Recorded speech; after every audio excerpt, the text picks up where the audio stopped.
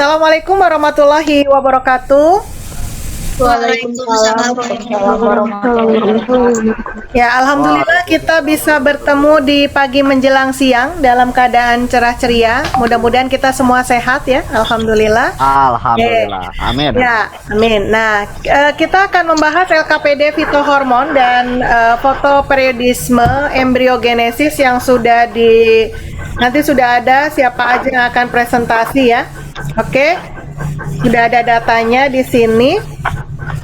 Ya, oke. Kita awali pertemuan kita pada siang hari ini dengan bacaan basmalah bersama-sama. Bismillahirrahmanirrahim. Silakan rekodnya dibuka dulu. Ya, semuanya dibuka.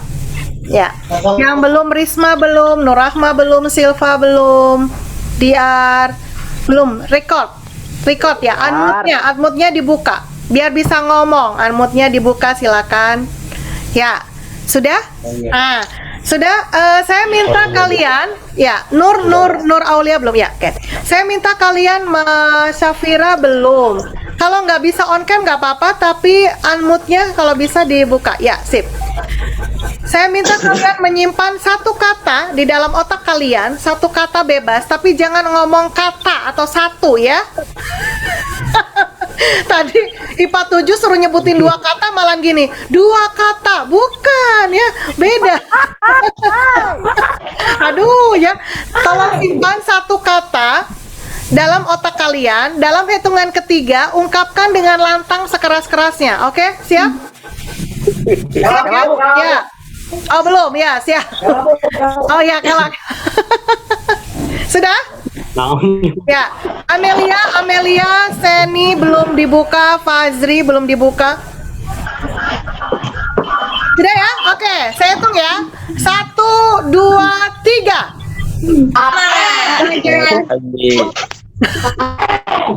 Oke, ya.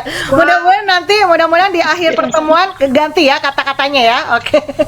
Lebih baik. Oke, kita mulai saja. Saya akan share screen. Iya, share screennya ini ya, belum saya hapus. Ya, silakan di unmute. Yang tidak ngomong silakan di unmute dulu. Ya, semuanya. Siap-siap untuk yang ngomong fitohormon nomor 1 adalah Rahma ya, benar ya? Ya Bu. Ya, Rahma, oke. Apa? Ya, Rahma sambil saya hapus silakan ngomong Rahma. Ya. Tumbuhan memiliki sifat iritabilitas terhadap rangsangan berupa cahaya. Sebagai akibatnya, tumbuhan pun melakukan gerak yang disebut dengan fototropisme. Membengkoknya arah tumbuhan menuju cahaya dipengaruhi oleh hormon auksin. Auksin menjadi tidak aktif akibat terkena cahaya sehingga proses pemanjangan sel pun terhambat. Sebagai akibatnya, terjadilah fototropisme di mana batang tanaman membengkok ke arah datangnya cahaya karena sisi yang tak dikenai cahaya lebih panjang dibandingkan bagian yang terkena cahaya. Ya, berarti nomor 1 itu akibat dari pembelokan batang itu diakibatkan oleh hormon apa? Auksin. Ya, hormon auksin ya. Oke, saya tulis dulu, hormon auksin. Ya, hormon auksin. Hormon auksin bekerja di tempat terang atau gelap, Rahma? Terang. Ya? Auksinnya bekerja di tempat gelap atau gelap atau terang? Ada yang bisa bantu?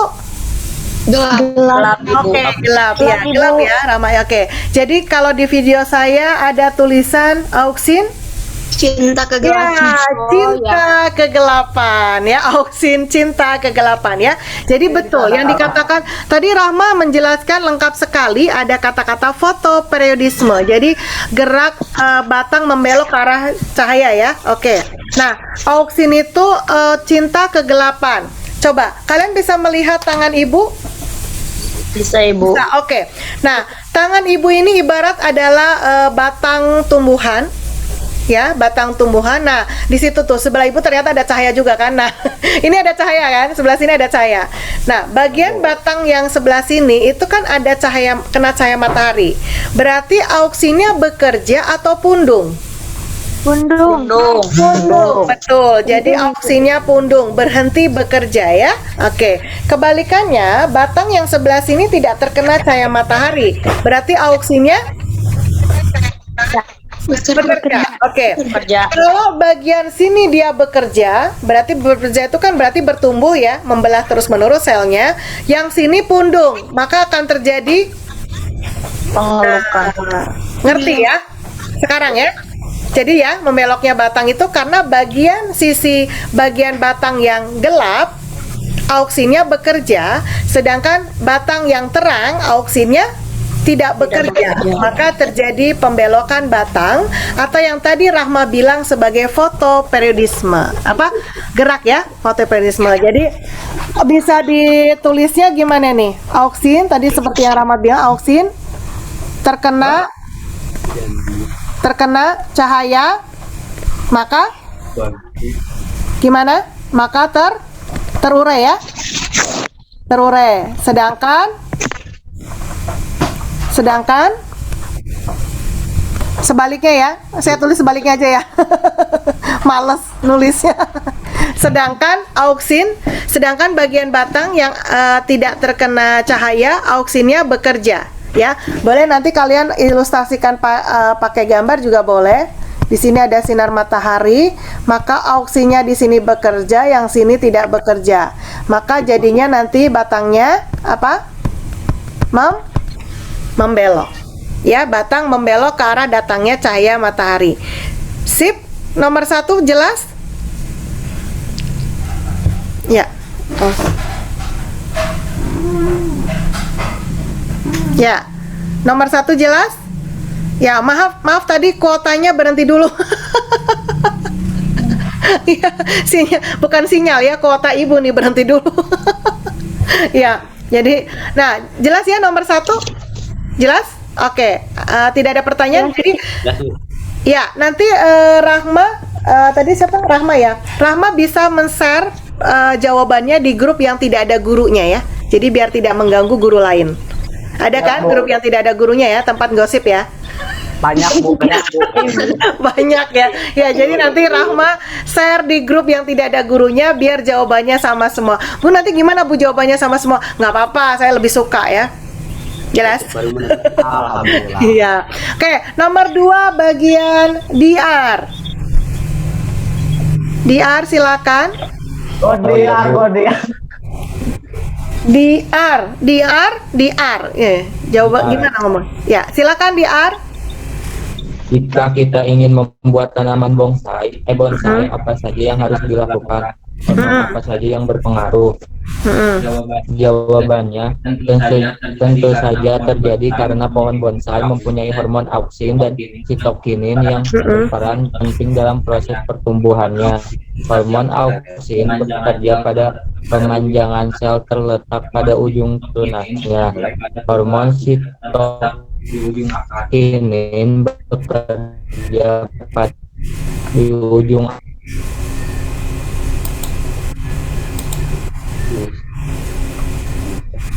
Ya, betul. Jadi Jadi kata DR itu tadi ya, yang dilakukan untuk membuat bonsai itu adalah mengurangi hormon apa? Auksin. Betul, mengurangi hormon auksin. Cara mengurangi hormon auksin dengan cara gimana, DR? Memotong. Auksin terletak di mana? Di ujung, Bu. Betul, di ujung apa? Ujung Akar dan batang. Ya, jadi cara mengurangi hormon auksin adalah rajin-rajin memotong ujung akar dan ujung batang. Jadi supaya tanaman itu tidak tumbuh ke atas. Ya, ke atas, betul. Nah, sekarang tadi kata DR itu ditambahkan hormon apa, DR?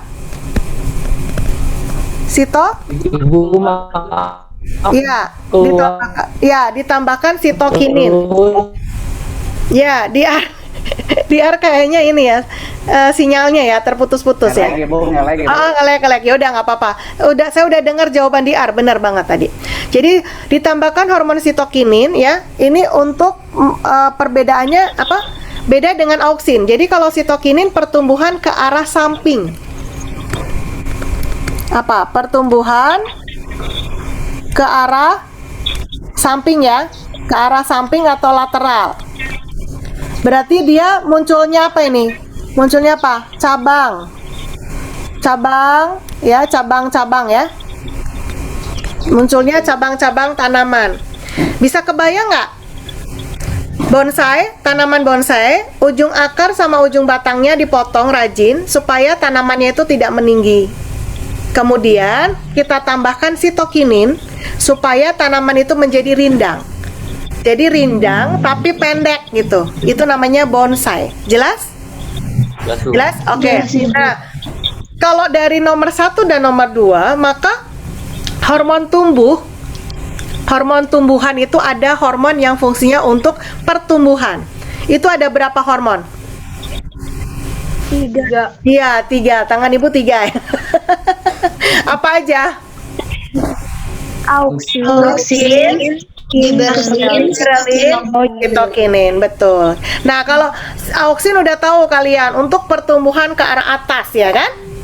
Ya kan? Nah, kalau sitokinin untuk pertumbuhan ke arah samping. Oke, pertumbuhan cabang ya kan? Nah, kalau giberelin untuk apa? Merangsang apa? Pembungaan. Ya, pembungaan bisa, perkecambahan bisa. Ya, pembungaan bisa, perkecambahan bisa. Jelas ya? Jadi hormon tumbuh itu ada 3. Apa aja? Sabila, Auksin, sitokin, iya. Dan sama aksinnya Ibu. dan giberelin. Oh, giberelin. Iya, giberelin ya. Jadi ada 3 hormon tumbuh. Jelas? Oke. Sekarang nomor 3 untuk Sabila. Ternyata Sabila yang nomor 3. Silakan. Pada musim kemarau, pohon jati menggugurkan daunnya atau meranggas. Hormon apa yang berpengaruh dan bagaimana prosesnya? Pohon jati menggugurkan daunnya pada musim kemarau yang bertujuan untuk mengurangi uap air pada daun saat kondisi lingkungan sedang ekstrim. Hormon yang membantu dalam proses pengguguran ini disebut dengan asam absat. Asam absisat. Pada saat musim kemarau, konsentrasi asam abisat pada kuncup dan ketiak daun meningkat, sehingga tumbuhan bisa menggugurkan daunnya. Asam abisat sendiri merupakan molekul terpenoid atau molekul yang memiliki 15 atom karbon, yang merupakan salah satu hormon yang ada pada tumbuhan. Selain bisa dihasilkan alami oleh tumbuhan, hormon asam abisat juga dihasilkan oleh alga hijau dan cendawan. Hormon asam abisat sendiri ditemukan oleh Frederick Adik pada tahun 1963. Ya. Oke, sip. Pengguguran daun diawali dengan pengguguran daun. Sip. Terus? Pengguguran daun diawali dengan terbentuknya zona absisi atau zona pengguguran pada pangkat tangkai atau helaian daun. Pada zona ini terdapat berkas-berkas pengangkut yang ukurannya lebih kecil daripada pengangkut yang ada pada organ tumbuhan lainnya. Pada zona ini tidak ada jaringan penguat seperti kolenkim atau sklerenkim. Ketika daun akan gugur, lamela tengah di antara beberapa sel tertentu di daerah distal zona absisi akan terurai. Terurainya bagian dinding sel ini menyebabkan keadaan yang tidak seimbang antara daerah proksimal zona absisi yang semakin membesar dan daerah distal zona absisi yang mengalami penuaan. Sehingga terjadilah pematahan pada pangkal tangkai yang kita sebut dengan pengguguran. Oke, sip. Lengkap banget. Terima kasih, Sabila. Ya, nanti jawabannya minta tolong yang proses absisinya ya, yang bagian bawah itu ya, yang di-share ke grup ya. Oke, nah kalau tadi kita bilang bahwa hormon tumbuh itu ada 3, kebayang ya, ada 3. Berarti nanti tumbuhan itu, pohon itu akan tingginya bisa 10 meter, 15 meter, 20 meter. Kebayang nggak punya pohon mangga yang tingginya 15 meter? Kebayang? Gimana cara kalian mengambil mangganya? Ya kan? Nah, makanya Allah kasih hormon penghambat. Ya, apa itu hormon penghambat itu? Yang tadi Sabila bilang apa? Siapa? Apa? Iya, asam absisat atau yang kita singkat dengan ABA. ABA. Jelas? Jadi fungsinya itu, oke, Sabila mohon maaf, kenapa pohon jati menggugurkan daunnya pada musim kemarau? Karena untuk mengurangi penguapan air pada daun. Betul, jadi kalau tetap banyak daunnya, maka nanti dia akan dehidrasi gitu ya, kekurangan air, jadi bisa mati ya.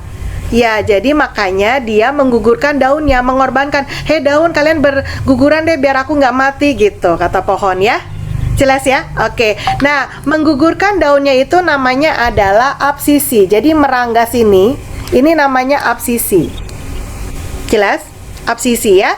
Jadi fungsi dari ABA selain dormansi untuk menghambat pertumbuhan, itu ada absisi, ada menutup stomata. Untuk apa ini menutup stomata? Untuk apa tadi? Stomata, tahu stomata? Mulut? Hah? Iya, mulut daun. Jadi untuk menutup stomata berarti untuk mengurangi penguapan. Iya, penguapan. Jelas. Oke, karena pesertanya sudah banyak, yang saya panggil tinggal bilang hadir ya. Tadi ada 23, sekarang 22 ya. Oke. Oh, siapa yang izin? Siapa? Hirsa Nur Aulia sakit. Hirsa. Oh iya, kayaknya WA ya, belum dibaca kayaknya. Oke, saya bacakan aja dari awal ya. Ahmad Nur Rajiz ada? Hadir, Bu. Oke, sip. Tinggal bilang hadir ya. Amelia Vega? Hadir, Ibu. Oh iya. Angga? Siap. Iya, hadir. Cynthia? Hadir, Ibu. Oke. Deden? Deden Iskandar? Belum. Ya, belum. Oke. DR tadi udah. Dimas Dea? Dimas? Belum. Fajri? Fajri tadi ada ya? Ada Ibu, tadi masuk Tadi Ibu. ada Ibu. Oke, tadi ada ya. Oke, nanti mungkin keluar masuk kali ya. Galih? Belum. Hamdan? Hadir, Bu. Ya. Handini? Hadir Ibu. Ya. Hirsa? Tadi sakit?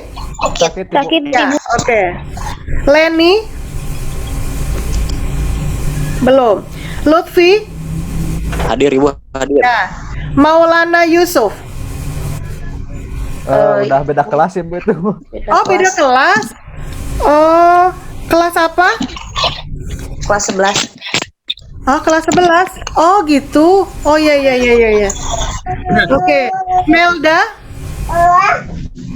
Melda? Belum? Reza? Hadir, Ibu. Oke. Rizky? Ibu. Ya. Kita izin. Izin. Oke, sip. Thank you. Mutia?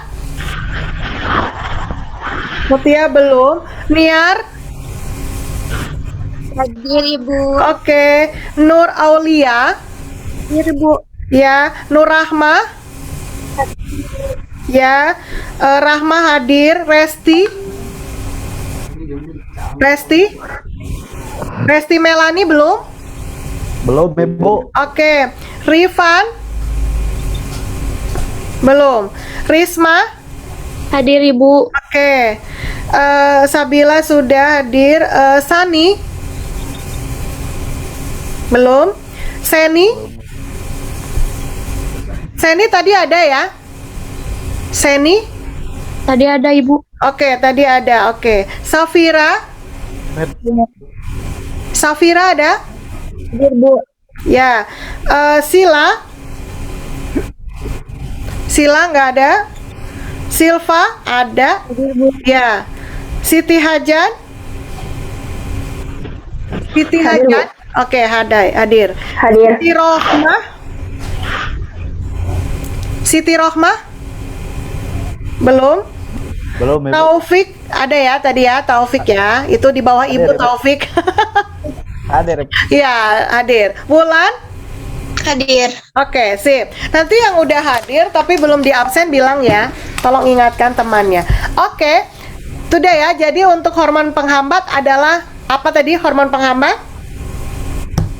Asam absisat. Oke, asam absisat. Sekarang nomor 4 untuk Amelia Vega. Silakan Amelia. Para penjual buah ada yang membeli buah pada saat buah belum siap dipanen. Menurut pengetahuan kalian, bagaimana proses pemasakan buah dan hormon apa yang berpengaruh? Ya. Biasanya para penjual akan memberikan zat tambahan untuk mengkatalis atau membantu merangsang pematangan buah. Dengan dicelupkan atau disemprotkan. Zat yang berpengaruh dalam pematangan buah ini adalah gas etilen. Ya. Zat ini berbentuk. Jadi jika gasnya sudah habis maka akan menguap dengan sendirinya. Ya. Etilen akan membuat buah matang dengan membuatnya lebih lunak melalui konversi pati menjadi gula. Oke, sudah Amelia? Ya, Sudah, Ibu. jawabannya sempurna, tinggal di-share aja di grup ya. Jadi untuk pemasakan buah itu ada gas etilen atau hormon etilen. Nah, kalau ada pedagang menggunakan sistem ijon, jadi dia mengambil buahnya dari pohon itu masih ijo-ijo, maka dia kasih perlakuan apa? Dikasih apa? Kalian tahu nggak? Gas etilen buatan itu dikasih apa? Karbit, pernah dengar karbit? Iya, karbit ya. Pernah, Jadi, Ibu. ya betul, karbit. Makanya sebenarnya kalau kita biarkan buah itu akan masak sendiri, cuman kurang cepat kalau tidak dikasih karbit gitu. Nah, kalau kita matangkan jangan lupa ya, kalau dimatangkan biasanya kita tutup apa gitu ya. Nanti ada penguapan atau air yang keluar. Nah, air yang keluar itu yang bisa menimbulkan buah itu busuk. Ya, jadi caranya adalah bagaimana supaya air itu diserap gitu. Mungkin kita bisa pakai tisu gitu ya. Kalau mematangkan alpukat itu bagian pangkal, tau nggak pangkal alpukat? Dipotong ya, dipotong sedikit ya. Terus dikasih tisu, ditutup sama tisu, baru disimpan. Nah nanti dia itu kemungkinan matangnya itu biasanya tidak ada item-itemnya gitu di dalamnya gitu. Ya, jelas ya, itu adalah fungsi dari hormon etilen. Jadi untuk pemasakan buah hormonnya apa? Taufik? Gimana Ibu? Untuk pemasakan buah hormonnya apa? Tadi? Hormon etilen. Apalin ya? Etilen. Ya, hormonnya apa? Hormon etilen. Oke, hormon etilen. Oke, sip. Mohon maaf ya, Taufik karena di bawah Ibu sekarang hilang nih. Adanya Ahmad. ya, Oke, nomor 5 bagian Nur Aulia. Ibu Silakan. izin lagi. Boleh. Hesti sakit juga Ibu. Oh, Hesti sakit. Resti. Siapa? Resti. Resti ya. Resti Melani. Ya, Resti Melani sakit. Oke. Mudah-mudahan cepat sembuh ya. Oke. Silakan yang nomor 5 Nur Aulia. Dilakukan oleh hormon asam traumalin, Oke. hormon pertumbuhan yang memperbaiki jaringan yang terluka pada tumbuhan. Cara kerja asam traumalin ini adalah dengan merangsang sel-sel yang ada di dalam jaringan yang rusak hingga terjadi pembelahan sel. Lalu asam traumalin akan menutup luka pada bagian jaringan yang sudah rusak. Oke, jadi hormonnya adalah asam traumalin ya. Oke, cara ngafalinnya gampang. Trauma karena adanya luka. Oke, apalagi luka hati. Ya, trauma karena adanya luka. Jadi hormon untuk penutup luka adalah asam Traumalin. Jelas ya? Oke ya, jelas ya. Nah, prosesnya nanti benar yang dikatakan Nur Aulia, tinggal di-share aja ke grup ya, itu prosesnya betul. Kalau misalnya kalian nih jalan-jalan kaki gitu ya, jalan kaki kemudian ada tanaman, suka nggak suka ngambilin daun gitu, motongin ranting, cabang gitu, suka nggak? Suka Ibu.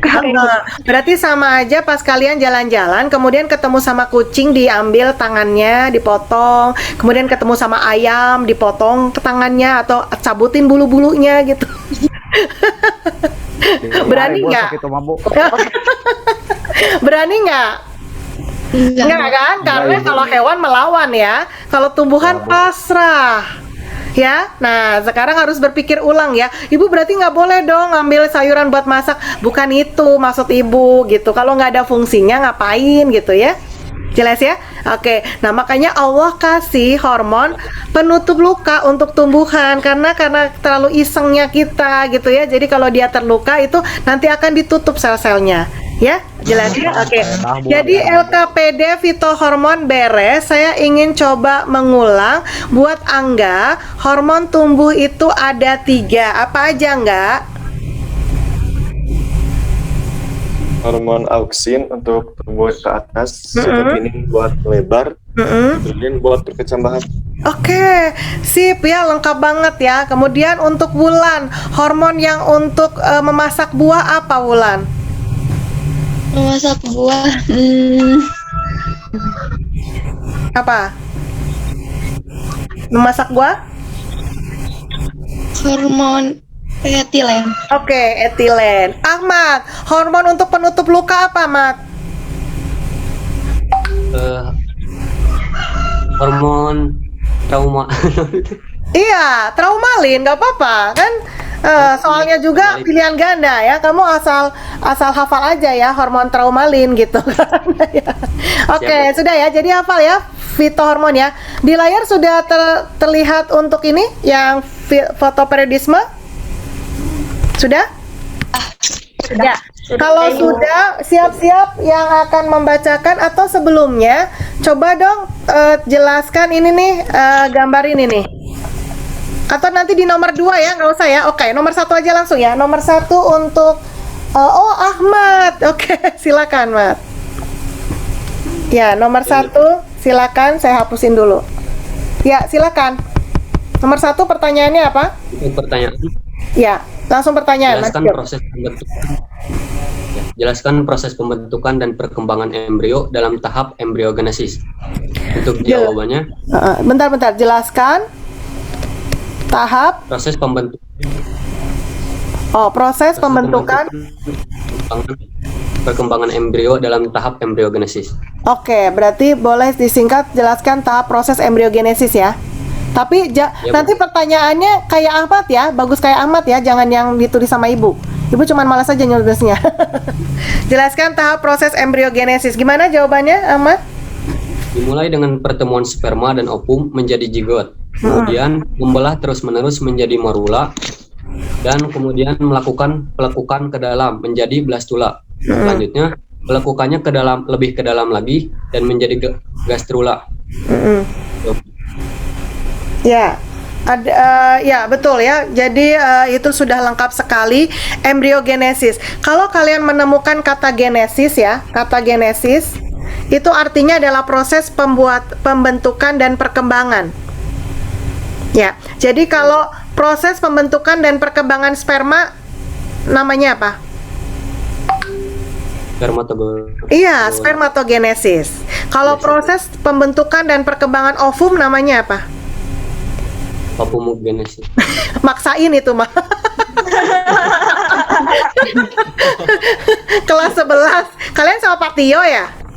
Iya, Bu. Oh iya, pantas Pak Tio sekarang kelas awal ya, nggak mau.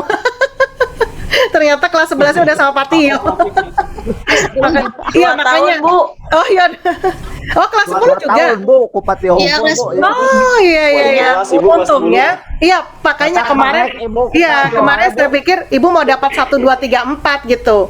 Ternyata kenapa dapat 5 6 7 8 ya? Oh iya, Pak Tio udah 2 tahun. Oke. Bu, kupati Ya. wae, Bu. Ya, jadi kalau proses pembentukan dan perkembangan ovum namanya oogenesis. Ya Bu. Ya, jangan ovum genesis. Ya nggak apa-apa, ada. Memang pasti jawabannya gitu, ovum genesis ya. Oke, jadi jawaban dan pertanyaan dari Ahmad sudah sangat sempurna. Silakan di-share aja di grup yang nggak ada gurunya, tinggal disalin sama teman yang lain ya. Karena kalian harus mengerjakan semua soalnya. Ya, oke, jelas? Ya, thank you ya Ahmad ya. Sekarang nomor 2 untuk Taufik, silakan. Jelaskan mengenai tumbuhan hari pendek dan tumbuhan hari panjang berdasarkan gambar di atas. Ya, Jawabannya pada tumbuhan hari pendek atau malam panjang, tumbuhan hanya berbunga ketika panjang malam hari. oke, sebentar saya potong. Taufik, coba tulis dulu ini, jelaskan. Jelaskan mengenai tumbuhan hari pendek, Mengenai tumbuhan hari pendek, dan tumbuhan hari panjang. Oke, dan tumbuhan hari panjang. Nah, yang pendek yang sebelah kanan apa kiri nih? Yang ini ya? Yang ini pendek apa panjang? Yang kiri. Oh ya, kiri ya. Berarti ini tumbuhan berhari pendek. Gimana, silakan diteruskan? Jawabannya, Bu. Ya, jawabannya. Pada tumbuhan hari pendek, tumbuhan hanya berbunga ketika panjang malam hari melebihi periode gelap kritis. Ya. Kelihatan cahaya yang menyala periode gelap mencegah terjadinya perbungaan. Sedangkan pada tumbuhan hari panjang terjadi dengan sebaliknya, di mana tumbuhan hanya berbunga jika malam hari lebih pendek daripada gelap kritis. Kelihatan cahaya yang singkat secara artifisial menyala periode gelap yang panjang sehingga menginduksi perbungaan. Oke, sip banget ya. Jadi nanti pertanyaan dan jawaban tinggal di-share aja di grup ya. Oke, kalau misalnya ini ada pertanyaan baru nih buat Taufik sama yang lainnya. Kalau semisalnya saya stroberi tanamannya berhari pendek atau panjang? Pendek. Oke, pendek karena dia butuh mataharinya pendek ya. Oke, sip. Jadi stroberi itu berhari pendek. Nah, masalahnya adalah saya tinggal di daerah pantai yang panas tapi ingin menanam tanaman stroberi. Apa yang harus saya lakukan? Tanamannya Handini silakan. bisa ditutupin Tanamannya ditutupin apa? pakai kain biar Pakai kain. sinar Oh, ya. mataharinya Nggak langsung. Oke, betul, nggak langsung ya, betul ya. Jadi atau kita bisa kalau punya modal kita bikin rumah itu ya, apa namanya? Rumah apa tuh? Ya, rumah kaca atau greenhouse ya. Betul sekali Handini. Ya, jadi jawabannya bagus ya. Oke. Kalau waktu itu saya pernah nanya waktu ngajar tatap muka, pernah nanya ke murid, jawabannya gini. Gampang, Bu. Tinggal aja Ibu jual itu tanah, kemudian Ibu beli tanah di dataran tinggi. Beres. Simple sekali ya. Itu jawaban pasti orang manajemen ya, manajemen akuntansi kali, ekonomi. Padat dan jelas, Ibu. Iya, makanya tolonglah ya, kita biologi nih ya. Walaupun pengen ke manajemen tetap jawabannya jangan gitu ya. Oke, terima kasih Taufik sudah sempurna jawaban ya dan pertanyaannya. Nomor 3 belum dihapus. Nomor 3 bagian siapa ya? Nomor Handini, Bu. Oke, silakan Handini. Ya. Pertanyaannya, Ya. apa saja proses pembentukan pada gambar tersebut sebelum menjadi ayam dewasa? Apa saja proses pembentukan? Bentar. Ya. Apa saja proses pembentukan pada gambar tersebut sebelum menjadi ayam dewasa. Oh, pada gambar tersebut sebelum menjadi ayam dewasa. Oke, langsung jawabannya. Jawabannya, telur ayam seperti golongan reptil pada umumnya yaitu telur adalah wadah organik yang mengandung zigot di mana embrio berkembang hingga dapat bertahan hidup dengan sendirinya. Kemudian menetas bila mencapai waktu yang telah ditentukan setelah masa proses pengeraman. Terbentuknya telur ayam awalnya terbentuknya opum di dalam oparium yang sudah matang, lalu dilepaskan oleh oparium dan ditangkap oleh infundibulum. Kuning telur akan berada di bagian ini selama 15-30 menit tanpa adanya penumbuhan unsur lain. Lalu setelah itu, kuning telur akan memasuki fase magnum dan putih telur. Proses ini sekitar 3 jam. Kemudian telur masuk ke bagian isthmus dan dibungkus oleh membran sel, dan proses ini sekitar 1,5 jam. Kemudian ke dalam uterus dan terjadi pembentukan kerabang telur. Proses ini sekitar 20-21 jam. Telur yang sudah terbungkus oleh kerabang kemudian masuk ke dalam vagina dan dikeluarkan melalui kloaka. Proses pembentukan ini 25-26 per jam. Sekitar 25-26 jam. Maka dengan ini ayam tidak mampu bertelur lebih dari 1 butir per hari. Ada 2 metode cara setelah itu melalui proses pengeraman sekitar 21 hari. Yang di dalamnya terdapat 2 cara proses pengeraman. Yang pertama ada metode konvensional, yaitu dialami oleh induknya. Yang kedua ada metode inkubator yang bisa oleh alat, yaitu seperti lampu dan lain-lain. Perkembangan setelah menetas dikenal setelah 3 hari. Di hari ketiga, ayam bisa dilihat ciri-ciri jenis kelaminnya dari perubahan bulu atau sayap. Untuk jantan, perkembangan bulunya cukup lambat. Dan untuk betina, perkembangan bulunya cukup cepat, yang sayapnya itu bisa terlihat terbuka dan melebar. Untuk jantan, bulunya ujung bulu sayapnya mirip kayak jarum kasar. Iya. Terus? Udah. Oh, udah, oke. Wow, keren banget. Kamu pasti capek nulisnya. Iya, capek ya? Oh, enggak. Okay. Ya, nanti bisa dikopikan langsung ke grup ya. Kemudian nanti biar temennya milih ya. Ya, sebenarnya jawabannya sangat lengkap, bisa dipersingkat juga boleh gitu ya. Intinya pertanyaan ini ya, apa saja proses pembentukan pada gambar tersebut. Nanti kalau punya pertanyaan yang lain juga boleh ya, nggak harus sama dengan yang ngomong di sekarang gitu ya, presentasi. Terima kasih, ini adalah perkembangan embriogenesis dari ayam, sudah dijelaskan lengkap oleh Handini ya. Jadi saya nggak perlu ngulang lagi. Oke, terima kasih ya Handini ya. Oke, nomor 4 untuk siapa ya? Nomor 4? Mana sih? Resti Melani, silakan. Restinya sakit, Ibu. Oh iya, Restinya sakit. Oke. Siapa tuh yang mau gantiin atau kita ke nomor 5 dulu, Hirsa? Silakan. Iya ya. Baru ingat ini iya baru ingat, perasaan tadi ada Hirsa ya. Oh, Wulan nomor 6 Wulan. Iya, silakan Wulan. Ya, ini saya hapus dulu nanti biar itu. Silakan Wulan, pertanyaannya apa? Jelaskan metamorfosis katak pada gambar berikut. Iya. Jelaskan, Oke, boleh langsung jawab?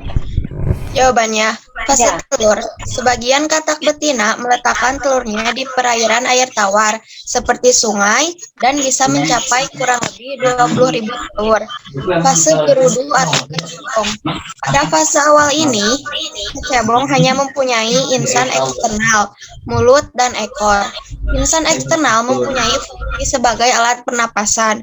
Sesudah fase kecebong berakhir, akan memasuki fase katak muda. Fase ini bukan hanya mengalami perubahan bentuk, namun juga perubahan habitat. Pada fase ini memakan waktu selama 3 minggu. Bentuk tubuh dari fase ini telah sempurna, hanya saja mempunyai ukuran yang sangat kecil. Begitu pula dengan organ tubuh yang lebih lengkap.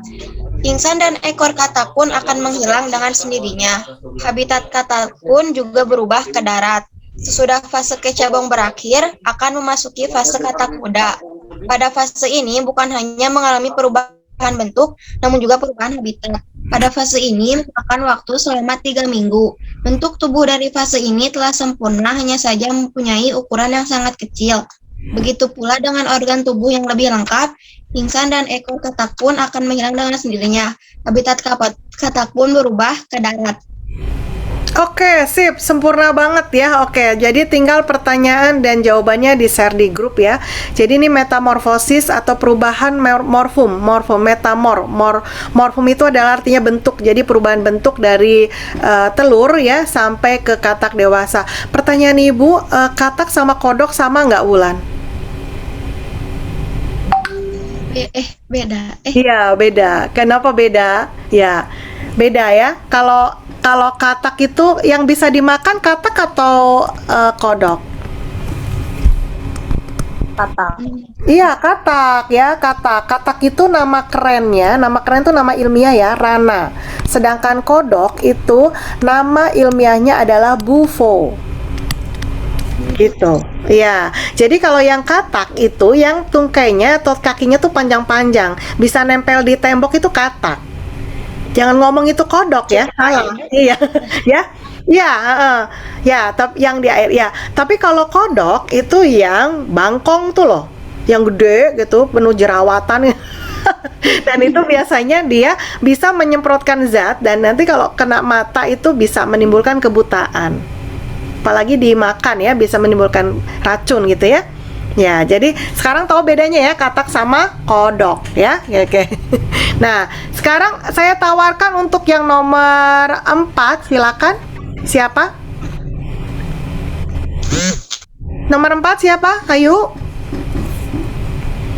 Siapa? Atau saya tunjuk?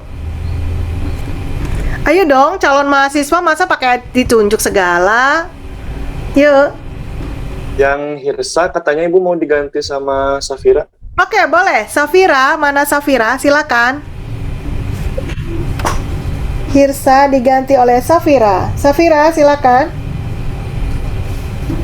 Apa lapisan embrionik terbentuk? Iya. Apa pertanyaannya, Safira? Apa lapisan embrionik terbentuk? Lapisan embrionik. Nomor 4 atau nomor 5 ya? Oh iya, nomor 5 ya, sorry. Nomor 5 apa? Ini fase apa lapisan embrionik terbentuk? Ulangin, kurang jelas. Kan di fase apa lapisan embrionik terbentuk? Ibunya, Bu. Iya, jadi fase apa? Ya.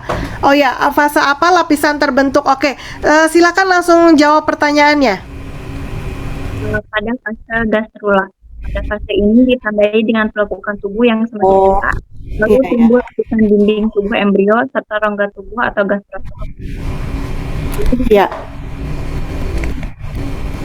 Itu akan berkembang menjadi anus yang disebut blastopor. Ini embrio telah terbentuk dan menghasilkan 3 lapisan embrionik, yaitu lapisan luar, ektoderm, membentuk kulit, sistem dan tengah, ektoderm, ya. Endoderm, Sudah? Ya. Safira, saya ngerti pertanyaan dan jawabannya ya. Nanti lebih jelasnya di-share aja di grup ya, sama biar teman-teman tahu jawaban dan pertanyaan dari Safira. Oke ya. Tapi itu benar maksudnya. Jadi pertanyaannya adalah fase pada lapisan embrionik apa yang terbentuk kan? Ya, itu pada fase gastrula ya. Jawabannya adalah gastrula, betul. Nah, kita lihat ya, di fase gastrula yang tadi Safira sudah jelaskan itu ada 3 lapisan. Ya, tapi ada makhluk hidup atau hewan ya, hewan yang dia punya dua lapisan. Kalau dua lapisan itu kata Safira tadi itu namanya diploblastik. Di itu artinya 3. Jadi kalau di itu artinya berapa? 2 ya? 2, oke. Kalau 2 itu berarti hanya terdiri dari apa? Ekto dan endo. Jelas? Jelas ya? Jadi ekto sama endo ini namanya diploblastik. Makhluk hidup yang mengalami diploblastik itu hanya ada 2 macam. Ya, yaitu yang pertama SpongeBob. SpongeBob, tahu SpongeBob? Tahu. Ya, dia masuknya ke dalam film apa SpongeBob itu? Bukan film ya, film. Film pinter, porifera. Jelas? Nah, film yang kedua adalah yang ditangkap sama SpongeBob. Iya, ubur-ubur, betul. Dia masuk ubur-ubur itu masuknya ke dalam film apa? Coelenterata. Pelajaran kelas berapa ini? Kelas 10. Kalian kelas 10 daring ya? Daring ya? Oh iya. Iya, ini semester 2, pantes. Nggak ngerti. Ya, jelas ya. Jelas ya. Sekarang dihafalin ya. Yang diploblastik itu hanya ada 2 hewan. Apa aja? Ekto. Ya, 2 lapisan. 2 lapisan ektoderm dan endoderm. Contohnya apa aja? Ubur-ubur. Iya, ubur-ubur dan SpongeBob. Apalin filmnya itu. Porifera tuh SpongeBob dan ubur-ubur itu Coelenterata. Jelas? Nah, selain porifera, selain SpongeBob dan ubur-ubur, maka semuanya itu adalah apa? Plastik. Iya, pintar. Triploblastik. Kalau triploblastik berarti ada berapa lapisan? 3, yaitu apa aja? Lapisan Ektoderm, mesoderm dan endoderm. Jelas? Jelas ya? Nah, termasuk kita manusia juga triploblastik atau diploblastik? Manusia? Iya, kan saya bilang selain ubur-ubur dan SpongeBob semuanya triploblastik. Jelas ya? Nah, kalau di soal UTBK biasanya ditanya saraf dan otak itu merupakan berasal dari lapisan apa? Saraf dan otak berasal dari lapisan apa? Apa? ektoderm. Iya, ektoderm. Jadi ektoderm itu apa? Contohnya adalah saraf dan otak. Jadi jangan dijawab endoderm, Bu, karena saraf sama otak di dalam. Enggak. Jadi yang awal mula dibentuk adalah saraf dan otak. Ya, jadi nanti kalau kalian wanita yang bakal hamil, yang cowok mau hamil nggak? Enggak, Bu. Ya, jadi bagi wanita yang akan hamil nanti ngerti ya, ingat pelajaran kita hari ini ya. Kalau pembentukan saraf dan otak itu ada di bagian semester pertama. Lagi mual-mualnya katanya. Ya. Jadi kalau itu ingat ini, jadi harus tetap makan makanan bergizi ya. Oke, buat yang calon ayah, calon suami juga harus pengertian ya. Turutin apa yang jadi maunya. Jelas? Oke ya, siap ya. Nah, ini namanya ilmu kehidupan. Jadi kalian harus ingat-ingat ya ini ya. Semester pertama adalah pembentukan saraf dan otak. Jadi kalau sukses nanti anak kalian jadi anak yang cerdas. Ya, terus jangan sampai habis Zoom ini kalian marah-marah sama mama kamu ya. Nanti bilang, "Mama dulu ini ya, semester pertama nggak mau makan ya." Jangan dong ya, jangan. Otak itu bertumbuh, Nak. Jadi otak itu harus dilatih, ya. Jadi kalau dilatih bertumbuh itu dengan cara apa? Ya dipakai, jangan dianggurin otak teh ya. Jelas? Oke, sip. Thank you. Tadi siapa? Siapa sih? Lupa aku. Siapa yang tadi ngantiin Hirsa teh? Yang Safira. Ibu. Ya, Safira, udah Safira ya, diceklik ya, Safira. Oke, thank you Safira.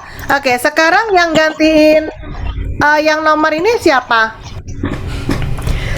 Yang gambar 4? Hayo dong, siapa gambar 4? Angga ya? Ya, Bu. Ya. Silakan. Yang Wah, jawab Pak Handi ini yang bilang iya. biarin, biar cepat kata Hanin. Silakan Angga. Nomor 4, gambar 4. Gambar 4? yang pertama Iya. kupu-kupu. Pertanyaannya dulu apa? Uraikan proses metamorfosis hewan-hewan di atas. Oh, ngeri banget. Uraikan. Proses ya, proses. Ya, proses. Metamorfosis gambar di atas. Oke, langsung jawabannya. Yang pertama kupu-kupu. Ya. Telur. Ya. Lanjut menjadi larva atau ulat. Kepupa atau kepompong, terus akan menetas menjadi kupu-kupu muda, lalu bertumbuh menjadi kupu-kupu dewasa. Oke, sip. Itu metamorfosisnya sempurna atau tidak sempurna?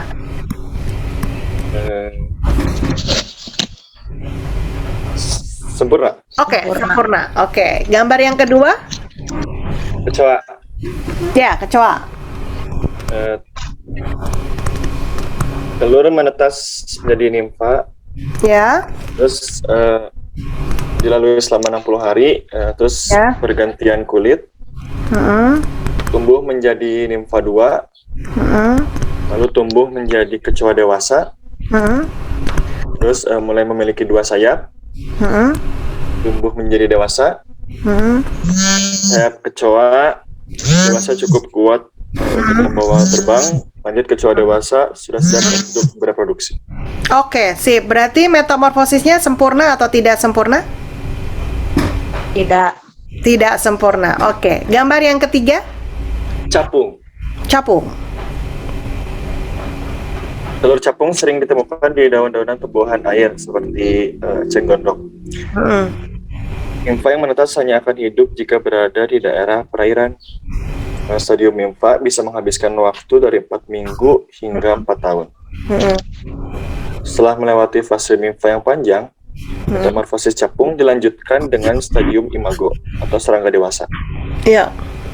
Nimfa capung yang sebelumnya berada di dasar perairan secara perlahan akan merayap keluar melalui rinting dedaunan tumbuhan air. Imago keluar dengan melepaskan kulit terakhirnya dan nimfa yang disebut exuvia. Oh ya, wis, lengkap banget. Jadi sempurna atau tidak sempurna? Oh, belum. Iya. Udah, Ibu.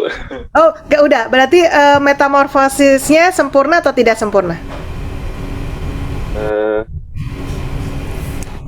Nimfa tadi ya, berarti tidak? Tidak sempurna. Iya, tidak sempurna. Oke. Terus yang keempat, silakan.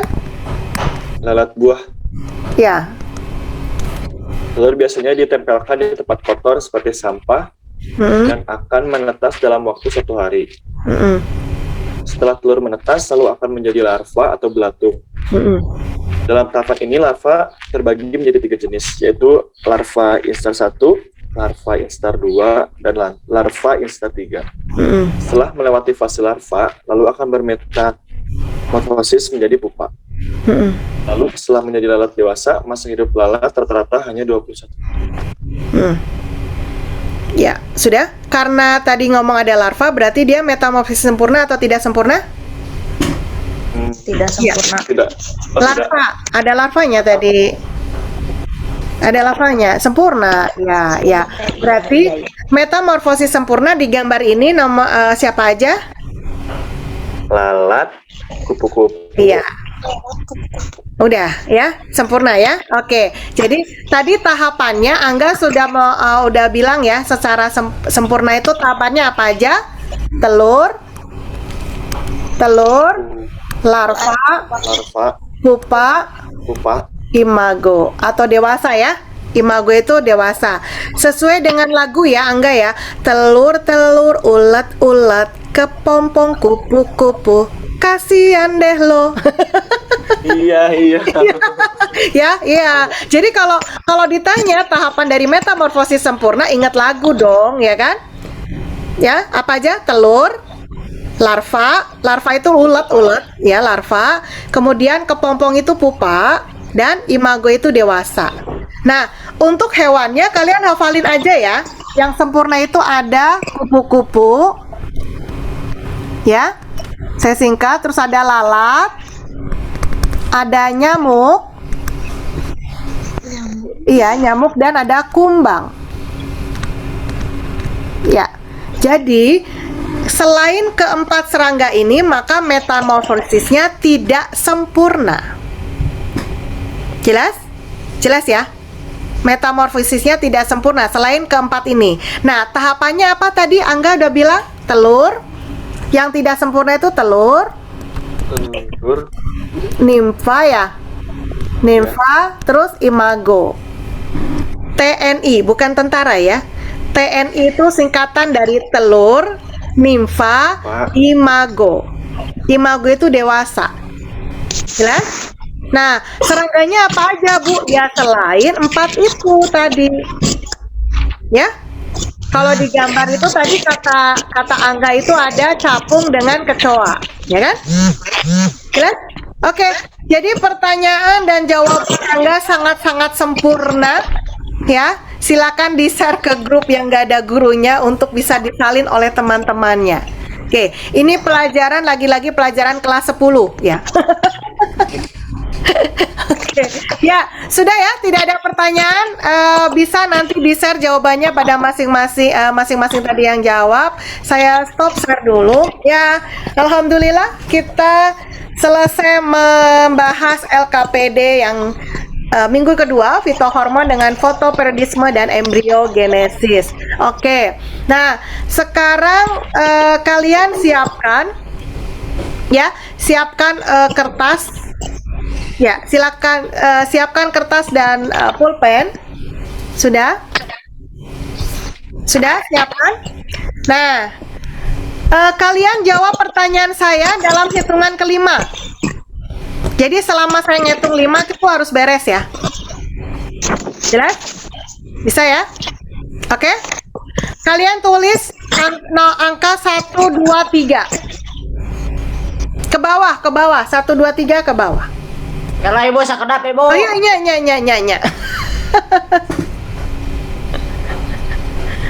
Ini alhamdulillah. Ya, mangga Taufik ya. Kamu beli buku dulu ya. Oke, sudah Fik? Sudah semua ya? Nah, Sudah.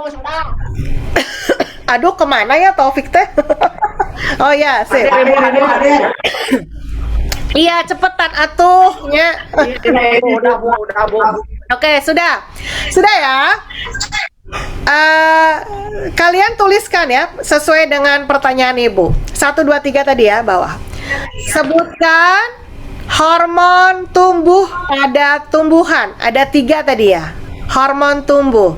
Saya hitung ya, mundur ya, harus selesai. 5, 4, 3, 2, 1.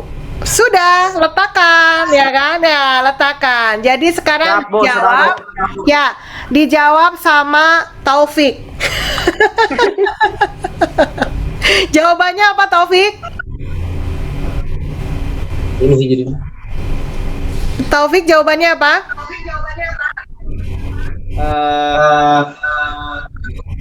Hormonnya ada apa aja? Gemak ya? Auksin ya Pak. Ya, auksin. Terus ini yang ngomong kayaknya Ahmad ya? Udah Ahmad. Ya, Ahmad jawab deh Ahmad. Acak-acakan Ibu. Oh, acak-acakan ya. Ahmad jawab deh. Ahmad. Oh, Ahmad malah pergi. Yaudah, dijawab sama Hamdan. Silakan Hamdan dijawab. Hormon auksin. Ya, Bu. Ya. Tapi Ya. Bu, saya teh Bu. Hamdan dulu. Iya Bu. hormon auksin, sitokinin, dan giberelin, Bu. Oke, Ahmad diulang. Yang saat auksin, sitokinin sama giberelin, Bu. Ya. Ya, jadi kebayang ya kalau ketemu langsung sama Ibu ada kuis ya. Ada 10 soal. Jadi karena kita dari daring jadi susah ya mau kuis juga. Oke, sekarang tolong dong yang itu on cam sebentar, kita mau foto nih. Hayo Taufik, Hamdan, Nurrahma, Diar, Silva, Gali, Cynthia, Muhammad Reza, silakan di on cam. Nah, on cam silakan tunjukkan dulu kertas. Sama Adis, Ibu. Iya nggak apa-apa. Oh iya nggak apa-apa, berdua dong. Nah gitu berdua, kan romantis gitu. Ya, Taufiknya sama sis. Aduh kalian mah ya orang serumah juga gaya-gaya sendiri-sendiri ya. Duh. Oke, Cynthia, Diar, Muhammad Reza. Ya, tunjukkan kertasnya dulu, kita fotonya 2 kali. Tunjukkan kertasnya dulu, jangan menutup muka. Jangan nutup muka ya. Ya, jangan nutup muka dong ya. Ulangi, saya hitung ya. Oh, mungkin yang ini Cynthia, Diar sama Reza nggak bisa ya? Oke, nggak apa-apa ya. Oke, saya hitung ya. 1, 2, 3. Saya kirim dulu bentar ya, sabar.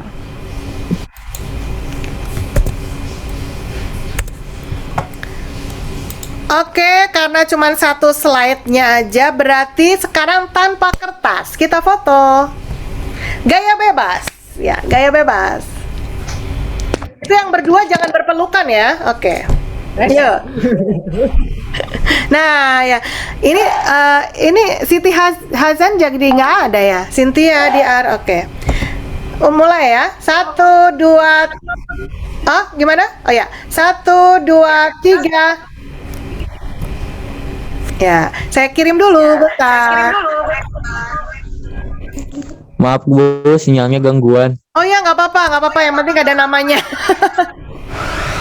Oke. Ya, sudah? Nah, kayaknya ada tambah lagi ya. Tadi ada yang mau foto lagi nggak? Udah? Sekarang buka speakernya. Taufik kabur ya. Sekarang buka speakernya. Sudah buka semua? Hadir, Bu. Ya, hadir. Oh, Gali hadir. Ya. Oh ya, Gali hadir ya. Oke, yang belum di absen loh ya. Bilang ya, ini Gali udah bilang. Ada lagi? Ya, enggak? Oke, sekarang kalian sudah dibuka ya speakernya.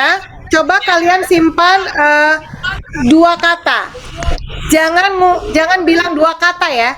Jangan bilang 2 kata. Ya, simpan 2 kata yang ada di otak kalian. Ibu maaf melek. Bu. Oh ya, nggak apa-apa. Yang bisa aja. Ini ngegema ya. Oke, dalam hitungan ketiga kalian ungkapkan sekeras-kerasnya, oke? 2 kata. 1, 2, 3. Ayang kawin. Astagfirullah, Optik yang kawin. Tepuk tangan buat kita semua. Thank you, tepuk tangan. Ya, aduh ya, mudah-mudahan tercapai yang tadi ya keinginannya. Iya. Oke, kita akhiri pertemuan siang hari ini dengan bacaan hamdalah bersama-sama. Alhamdulillahirabbil alamin. Terima kasih atas partisipasi dan antusiasnya. Kita ketemu lagi insya Allah Jumat yang akan datang. Ya, mudah-mudahan tidak keberatan setiap minggu karena itu permintaan kalian. Ya, ini ada lagi. Taufik kayaknya di mana-mana. Ampun deh. Ini teh kalau udah tahu satu rumah jangan beda-beda HP. Ya. Siap Ibu. Nggak apa-apa, masing-masing HP nggak apa-apa sih, bebas-bebas aja, biar seru gitu ya. Oke, ya akhirnya saya minta maaf ya, terus jaga kesehatan. Aduh, Taufik, ya kita tetap jaga kesehatan ya, tetap bahagia dan kerjakan tugas, jangan sampai menumpuk ya, langsung upload kalau sudah tahu jawabannya hari ini, langsung upload. Dan ingat, untuk mendapatkan nilai 100 kalian sudah tahu ya maksud Ibu ya. Nilai 100-nya dapat dari mana ya? Oke ya. Nah, yang belum silakan sekarang nilainya 100. Oke, saya minta maaf. Wabillahi taufik walhidayah. Wassalamualaikum warahmatullahi wabarakatuh. Dadah. Thank you. Waalaikumsalam warahmatullahi wabarakatuh. Warahmatullahi wabarakatuh. Oke, thank you.